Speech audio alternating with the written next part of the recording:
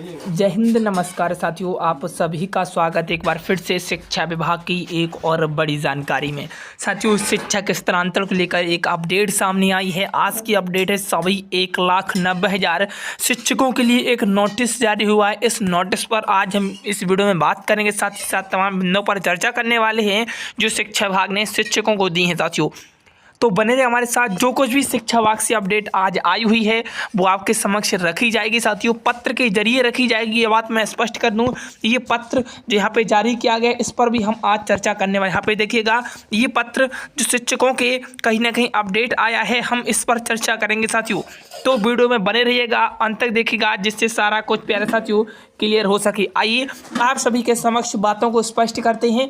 इस पत्र में जो कहा गया, देखिए पत्रतांक यहाँ पे देख सकते हैं आप लोग। बिहार सरकार शिक्षा विभाग प्राथमिक शिक्षा निदेशालय की तरफ से ये पत्र जारी किया गया है और इस पत्र में साथियों स्थानांतरण को लेकर बातें कही गई हैं।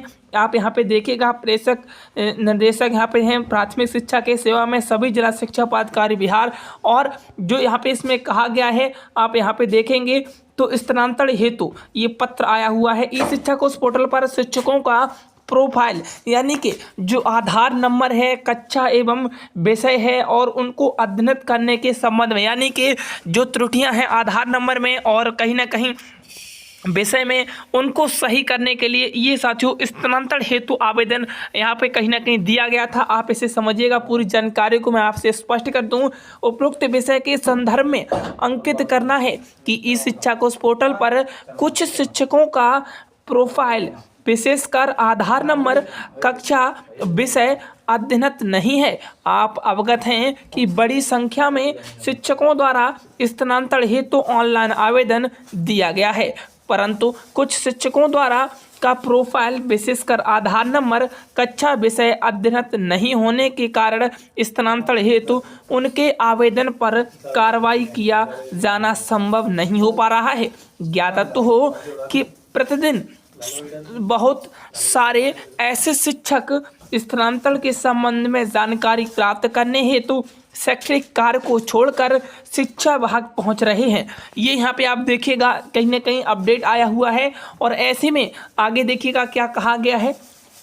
जानकारी प्राप्त है तो छोड़कर शिक्षा विभाग में पहुंच रहे हैं।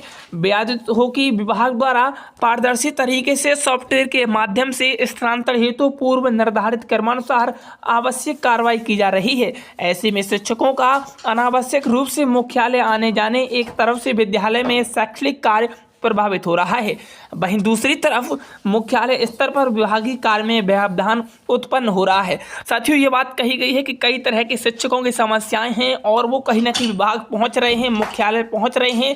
तो जिस स्कूल में शैक्षणिक शिक्षक पढ़ा रहे हैं उनका शैक्षणिक कार्य वहाँ पे प्रभावित हो रहा है। साथ ही साथ दूसरी तरफ मुख्यालय में जब आ रहे हैं तो प्यारा साथियों विभागीय कार्य में व्यवधान उत्पन्न हो रहा है, रोक लगाई जा रही है। अतः निर्देश दिया जाता है कि यह सुनिश्चित करें कि आपके जिला के शिक्षक, ये कहीं ना कहीं कहा गया है कि आपके जिला के शिक्षक शैक्षणिक कार्य को छोड़कर स्थानांतरण एवं अन्य स्थापना संबंधी कार्य हेतु अनावश्यक रूप से निर्देशालय अथवा विभाग का चक्कर न लगाएं। साथ ही साथ यह भी सुनिश्चित करें कि जिन शिक्षकों का ई शिक्षा कोष पोर्टल का प्रोफाइल विशेषकर आधार नंबर और कक्षा एवं विषय अध्ययनत नहीं है, वो प्यारे साथियों शीर्ष उनको प्राथमिक के आधार पर 3 दिनों के भीतर प्रविष्टि करा दी जाए।